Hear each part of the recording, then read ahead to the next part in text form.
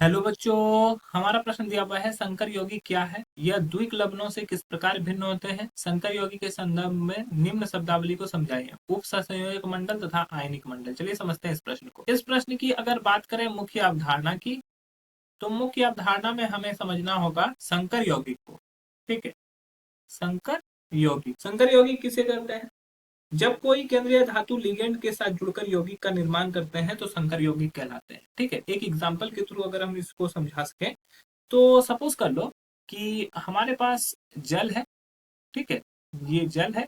जल में अगर हम लोग NaCl के कण डालते हैं, NaCl के कण डालेंगे तो ये क्या होगा, जैसे ही जल में डालेंगे ये Na प्लस और Cl माइनस में विभक्त हो जाएगा। ठीक है, इससे क्या होगा, NaCl की पहचान क्या होती है? पहचान खो देता है।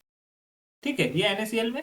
लेकिन इसी जल में अगर हम लोग दूसरा यौगिक डालते हैं जैसे K4FeCN6, ये अगर हम लोग डालते हैं तो ये अगर आयनित होगा तो ये 4K प्लस और FeCN6 4 माइनस में ये विभक्त होगा। लेकिन ये अपना क्या होता है, पहचान बनाए रखती है।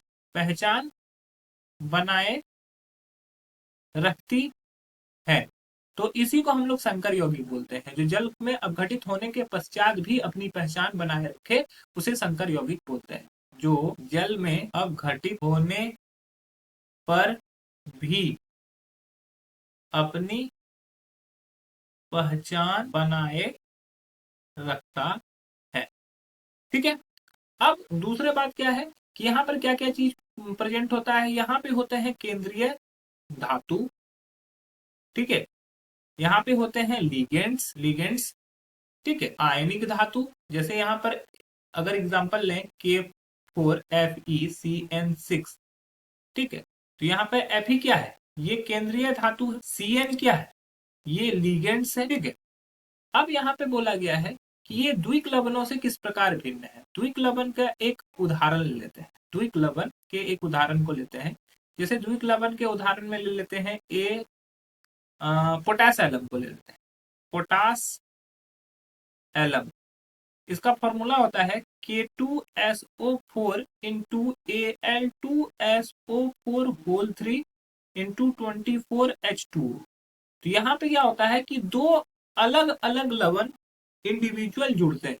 दो अलग अलग लवण जुड़ते हैं। यहाँ पर दो अलग अलग लवण का जुड़ना नहीं हुआ है। यहाँ पर एक ही लिगेंड्स होते हैं, एक केंद्रीय धातु होते हैं, एक आयनिक धातु होते हैं जो आपस में जुड़कर संकर यौगिक निर्माण करते हैं। यहाँ पर जबकि दो अलग अलग लवण आपस में जुड़कर ये द्विक लवण बनाते हैं। ठीक है, अगर इसको जल में डुबाया जाए तो ये अपनी पहचान को खो देगा।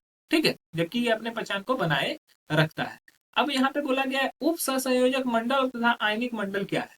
जैसे देखो, ये जब ब्रेक होगा, ठीक है, तो ब्रेक होगा तो ये 4K प्लस और FeCN6 4 माइनस। तो ये जो केंद्रीय धातु और लिगेंड्स होंगे, यह वाला पार्ट कहलाता है उप सहसंयोजक मंडल। ठीक है, जबकि ये जो इंडिविजुअल K प्लस आया हो गया वो हो गया आयनिक मंडल। ओके, तो यही हमारा प्रश्न था। आशा है कि यह प्रश्न आपको समझ में आया होगा। धन्यवाद।